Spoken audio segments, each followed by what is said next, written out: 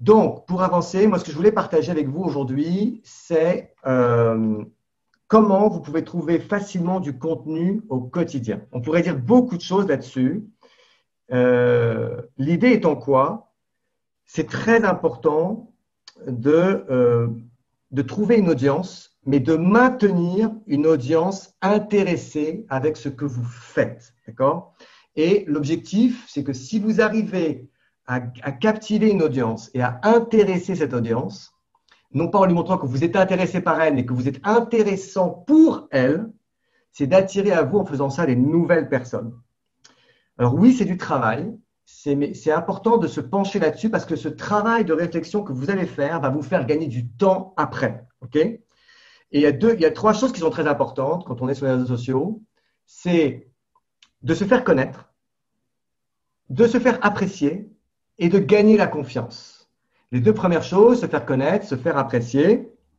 Ok, ça, c'est ce que vous allez faire aussi à la fois en partageant du contenu de qualité, mais c'est aussi en vous dévoilant. Se dévoiler, c'est vous montrer votre visage tel que vous êtes, montrer un peu les coulisses de votre vie, votre lifestyle, vos passions, ce que vous aimez, vos enfants, vos passions, vos animaux domestiques, etc. Donc, c'est important de partager un peu de ça aussi, voilà, parce que les gens ont aussi envie de vous connaître en tant que personne, en tant qu'individu. Et sur les réseaux sociaux, les gens veulent avoir affaire à des personnes. Ils veulent voilà, comprendre à qui ils ont affaire quand ils arrivent sur votre profil. Vous êtes une vraie personne avec voilà, un humain avant d'être un marketeur, un vendeur, surtout un humain d'abord. Donc ça, c'est très important. Mais passer ça, une fois qu'on a compris qu'OK, il faut qu'on partage un peu quelques petites choses de sa vie pour se faire connaître et se faire apprécier, c'est comment vous allez gagner la confiance de votre audience et vous allez sortir un peu du lot de la majorité des gens sur Facebook qui sont juste là pour se montrer ou partager des choses sans vraiment grand intérêt.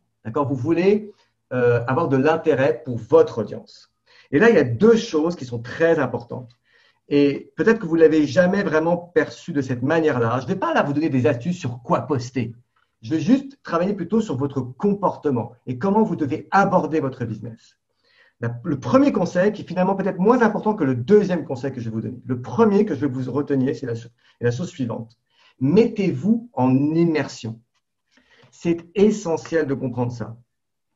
Ça veut dire quoi? Ça veut dire que vous devez trouver dans ce qui vous passionne au travers de l'activité. Il y a plein de sujets. Ça peut être le métier en lui-même, l'entrepreneuriat, l'indépendance financière, la liberté, etc. Ça peut être plus en rapport avec l'industrie, les produits, c'est-à-dire la cosmétique, l'esthétique, etc. Ça peut être aussi plus en rapport peut-être avec le sport, la nutrition, la santé, le bien-être, etc. D'accord? Donc, vous devez à un moment, parce que vous ne pouvez pas devenir hyper bon ou hyper spécialisé dans tout. Même si peut-être surtout quand on découvre l'activité, on aimerait pouvoir parler de tout, de tous les produits, de parler du business, de parler des produits cosmétiques, de la nutrition, etc. Je ne dis pas que vous ne pouvez pas parler de tout, mais il y a un moment où vous devez décider, parce qu'autrement, vous comprenez que votre audience, elle va se perdre un peu. Elle va avoir du mal à vous définir. Et vous savez, les gens, ils aiment bien comprendre en gros qu'est-ce que vous pouvez leur apporter. Ce n'est pas tellement à propos de vous, c'est à propos de votre audience. Quelle raison elle aurait de vous suivre? Est-ce que vous êtes quelqu'un qui apporte de la valeur vraiment sur un domaine en particulier? Et encore une fois, vous ne pouvez pas chercher à attirer tout le monde vers vous. Donc, vous devez décider des sujets, des domaines sur lesquels vous avez, vous, envie de communiquer, qui vous plaisent le plus et qui vont pouvoir faire avancer votre business. D'accord? Et à partir de là, quand vous avez… et bien sûr, tout ça, rien n'est écrit dans le marbre. Tout peut évoluer, changer. De toute façon, être entrepreneur, c'est tester les choses, modifier, corriger. D'accord? Donc, il n'y a pas, vous ne dites pas, OK, il faut que je trouve définitivement pour toujours. Non. Vous prenez quelque chose qui vous passionne en ce moment, un sujet, peut-être que vous l'avez déjà en tête, peut-être que vous savez déjà, mais peut-être que vous avez un peu du mal pour l'instant peut-être à sélectionner. Mais quelle est je dirais, la thématique la plus forte que vous avez envie d'embrasser? Ça peut être aussi plutôt sur le côté métier, l'entrepreneuriat, le marketing de réseau, offrir des opportunités, aider les gens à être indépendants financièrement. Bref, trouvez ce qui vous botte. D'accord? Et à partir de là, quand vous avez trouvé, identifié votre domaine, trouvez des groupes Facebook ou trouvez des pages avec des personnes sur ces thématiques, avec des personnes qui ont l'habitude d'apporter du contenu sur ces thématiques-là. Imaginons que ce soit, je prends un exemple, vous êtes passionné plutôt par le domaine de la perte de poids, de la nutrition. il existe pléthore de groupes. Allez identifier des groupes pertinents avec peut-être… Alors, ce n'est pas tant une question de nombre de membres que de l'engagement qui se trouve dans ces groupes. Trouvez des groupes vivants, dynamiques, où il y a vraiment beaucoup d'échanges, des gens qui posent des questions. Quand les gens postent, vous voyez qu'il y a beaucoup de commentaires. Okay, et vous allez faire savoir que vous êtes dans ce groupe. Mais ça peut être aussi des pages professionnelles de personnes qui sont dans ce domaine et qui postent régulièrement des choses intéressantes. Trouvez un peu des mentors dans votre domaine. Vous êtes passionné par le marketing de réseau, je donne un exemple, allez trouver des mentors dans ce domaine. Regardez leurs pages, suivez et demandez à Facebook est-ce que allez suivre en premier et est-ce que lorsque vous ouvrez votre téléphone et que vous allez dans votre fil d'actualité, vous soyez sûr de voir les posts de ces personnes influentes avant les autres, de façon à être nourri par le contenu de ces personnes qui vont vous nourrir à votre tour. Allez regarder les posts qui sont publiés, repérez les posts où il y a beaucoup de commentaires. Parce que typiquement, s'il y a beaucoup de commentaires, il peut y avoir des pépites dans ces commentaires. Et là, vous pouvez commencer à converser avec les gens qui commentent. Repérez les personnes qui ont des commentaires intéressants. Regardez s'il y a des personnes qui posent des questions. Et là, je vais faire une petite parenthèse. C'est super important de repérer des personnes qui posent des questions dans le domaine sur lequel vous voulez communiquer. Parce que finalement, si vous êtes capable de comprendre toutes les questions que les gens se posent dans un domaine, après, votre travail, c'est de faire quoi? Repérer ces questions et traiter ces questions. Souvent, on se concentre trop à devenir des experts de nos produits, alors qu'on devrait plus devenir des experts de notre avatar, de comprendre notre cible. Quels sont ses besoins? Quelles sont ses attentes? Qu'est-ce qu'elle veut? Voilà. Et là, si vous comprenez ça, plus encore que le produit, eh bien, vous avez gagné.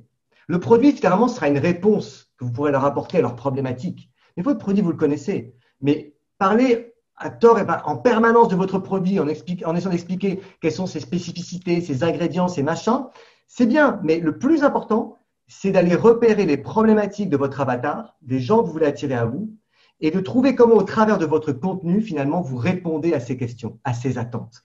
Et à ce moment-là, votre produit viendra par-dessus comme une solution. D'accord?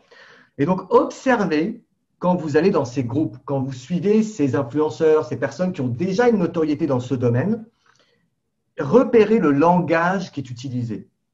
Comprenez les besoins, mais repérez aussi les mots, le vocabulaire. D'accord? Donc, attention au vocabulaire et les questions. OK? Et le conseil que je vous ai donné, c'est passer du temps, effectivement, à répondre aux questions que les gens posent. Alors, je dis ça à la fois dans les groupes où vous pouvez interagir, sur les pages que vous suivez, mais aussi et encore plus sur vos propres posts. Tout à l'heure, on l'a dit au début de cette session, quand vous postez, prévoyez du temps juste après que vous ayez posté pour regarder qui commente. Allez ces personnes, si elles ont réagi, c'est qu'elles ont peut-être un intérêt par rapport à votre thématique. Surtout lorsque vous postez du sujet, un contenu de valeur. Un contenu de valeur, c'est un contenu où vous allez offrir à votre audience quelque chose, un conseil, un apprentissage, quelque chose qui va les éduquer, les inspirer, les divertir. On revient toujours à la méthode IDE. On inspire, on divertit, on éduque. Ça tourne toujours autour de ces trois thématiques quand vous postez. Et là, une des parties les plus puissantes, c'est la partie éducation. Donc, vous avez votre domaine sur lequel vous aimez communiquer et vous allez, parce que vous avez compris les besoins de votre avatar, de votre clientèle cible, vous allez lui apporter du contenu. Vous allez répondre à des questions qu'elle a, des problématiques qu'elle a, et vous allez lui délivrer au quotidien du contenu pour l'aider. D'accord? Et là, probablement, les gens vont commencer à vous répondre, vous dire merci, vous poser voire même des questions. Et c'est très important que vous ayez prendre du temps. Vous offrez du contenu, mais vous devez aussi offrir de votre temps pour répondre à ces personnes. D'accord? Donc, surtout sur vos propres posts. OK? Donc, ça, c'est le premier point. Et je redis une chose, connaissez vos prospects mieux que personne. D'accord? Vous devez connaître vos prospects, plus encore que votre solution produit. Passez plus de temps à réfléchir aux besoins des personnes que vous voulez attirer à vous que de trop vous concentrer à expliquer votre business ou expliquer vos produits. Ça ne veut pas dire que vous n'allez pas vous montrer votre produit. Ça ne veut pas dire que vous n'allez pas mettre des photos avant-après ou des témoignages. Bien sûr, bien évidemment. Mais ce que je veux dire, c'est pour apporter du contenu de valeur, c'est d'abord, plutôt que d'être concentré sur le produit en lui-même, c'est de comprendre les besoins de votre audience. Tous les bons marketeurs le savent, ça. Ils comprennent ça. D'accord? Donc, connaissez votre cible plus encore que votre produit, les personnes que vous voulez attirer à vous, plus que vos solutions. D'accord? C'est vrai que c'est plus facile finalement de se concentrer sur un produit. On va prendre la fiche technique, on utilise le produit. Alors, je ne dis pas que vous ne pouvez pas faire bien sûr des vidéos de démonstration. Ça, c'est en plus. Vous pouvez bien sûr faire tout ça. D'accord? Mais peut-être faites une chose que vous ne faisiez pas suffisamment, c'est d'aller vraiment prendre le temps de comprendre votre avatar. OK? Comment il pense, ce dont il a besoin. OK? Et alors ça, c'était le premier point que je voulais voir avec vous. Le deuxième point, pour trouver, encore une fois, je vous rappelle le sujet que je vous apporte aujourd'hui, c'est comment trouver du contenu plus facilement, voilà, tous les jours au quotidien. Premier point, comprendre les besoins de votre audience. Deuxième chose, c'est l'engagement. Qu'est-ce que je veux dire par l'engagement? Pas l'engagement sur vos posts, votre propre engagement personnel. Engagez-vous à être régulier et à être persévérant. Si vous vous dites, OK, je vais peut-être faire un live, vous ne dites pas, je vais peut-être faire un live cette semaine. Si vous voulez que les lives, par exemple, commencent à être un atout puissant dans votre marketing et votre communication, engagez-vous à faire un live par semaine, 2 lives par semaine. Tout dépend du temps que vous voulez consacrer. Si vous démarrez, peut-être au moins un. Mais mieux vaut faire un live par semaine chaque semaine qu'un live quand l'envie vous prend. Parce que ça ne marche pas. D'accord? Et ça, dans le business, vous devez à un moment être engagé. Vous avez votre contenu, vous savez sur quoi vous devez communiquer, vous savez le contenu que vous allez apporter. Engagez-vous à offrir à votre audience régulièrement. Si vous voulez apporter 2-3 contenus vraiment de valeur éducative dans la semaine, peut-être que c'est que 2, peut-être que c'est 1, peut-être que c'est 3, peu importe. Mais engagez-vous à ce que ce soit régulier. Ce n'est pas quand vous vous sentez de le faire. C'est parce que c'est prévu. D'accord? Et les lives encore plus. Et c'est plus important encore que la créativité. L'engagement dépasse la créativité de 300%. La créativité, c'est bien, mais rien ne peut battre l'engagement que vous avez vis-à-vis de vous-même et de ce que vous allez poster, de la valeur que vous allez apporter. D'accord? Donc, lorsque vous êtes totalement engagé, ce qui est différent, c'est que vous savez que vous allez le faire.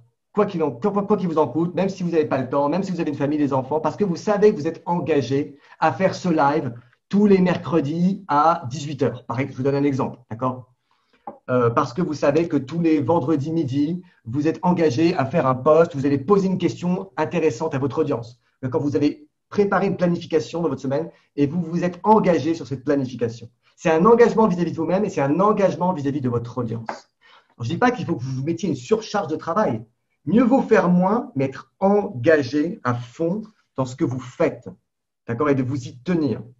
Si vous vous dites, je vais peut-être faire une vidéo, ça ne marche pas. Si vous vous dites, je fais une vidéo live tous les lundis à 18h, je m'engage à le faire et je donne un rendez-vous à mon audience en ayant préparé le reste de la semaine, le contenu que je veux lui apporter, eh bien, vous allez créer un rendez-vous. Vous êtes fidèle à ce rendez-vous, vous êtes engagé sur ce rendez-vous. OK? Donc voilà, donc si vous combinez à la fois ce travail d'immersion, qui était le premier point, vous allez vraiment vous immerger dans votre contenu. Je m'immerge dans ce contenu et comment je peux le réutiliser moi pour redélivrer à nouveau à mon audience, mais à ma sauce. Vous êtes comme un DJ. Vous n'êtes pas obligé d'être hyper créatif. Un DJ, qu'est-ce qu'il fait? Il prend des musiques à droite à gauche, il est mixte et il en fait son propre mixte. D'accord? Ce qui est important, c'est pas tant, vous ne dites pas je vais copier, non, parce que vous allez l'interpréter à votre sauce, à vous. L'important, c'est comment vous allez le dire, avec votre voix, avec votre style, avec, si vous faites une vidéo, avec votre personnalité. OK? Et ce qui est important, c'est que les gens l'entendent de vous, de votre bouche et avec votre mot. Donc, immergez-vous dans votre contenu et ensuite, engagez-vous à être régulier dans la diffusion de votre contenu. C'est 2 choses très importantes. Et si vous avez ces 2 aspects, si vous travaillez vraiment sur ces 2 aspects-là, et ce n'est pas compliqué, en fait, ça va vous demander un peu de discipline, mais la discipline, c'est la liberté. Quand vous êtes discipliné dans quelque chose, finalement, vous savez où vous allez, vous avez une route tracée, et ça vous libère de tous les « qu'est-ce que je fais, qu'est-ce que je poste », vos doutes, vous êtes indécis, vous ne savez pas trop quoi faire, vous avancez au jour le jour, mais on ne mène pas, on ne pilote pas comme ça son business, y compris sur les réseaux sociaux. OK ? Et la dernière phrase que je voulais vous dire, c'est la direction est plus importante que la vitesse. quand vous savez où vous allez, peu importe, c'est pas le faire 3 lives par semaine, c'est pas de vouloir poster tout le temps. Oui, bien sûr que plus vous postez, plus vous êtes présent, mieux c'est. Mais si vous n'avez pas forcément beaucoup de temps, mieux vaut faire peut-être moins, mais en sachant exactement, en ayant une intention claire dans ce que vous faites, dans vos posts, qui vous aidez, qui vous voulez attirer, quel contenu vous voulez apporter à ces personnes-là et l'engagement que vous avez vis-à-vis de cette audience. OK? Donc, je rappelle, immergez-vous dans le domaine et dans l'humain. C'est-à-dire, ce n'est pas vous immerger dans la cosmétique en vous concentrant uniquement, par exemple, sur les produits, mais immergez-vous dans votre clientèle cible, dans ses besoins. Et ensuite, deuxième chose, engagez-vous à fournir du contenu. Voilà, je vous ai apporté les 2 choses essentielles que je voulais vous donner aujourd'hui. Si vous avez des questions, vous pouvez me les poser en direct. Et voilà. Hop.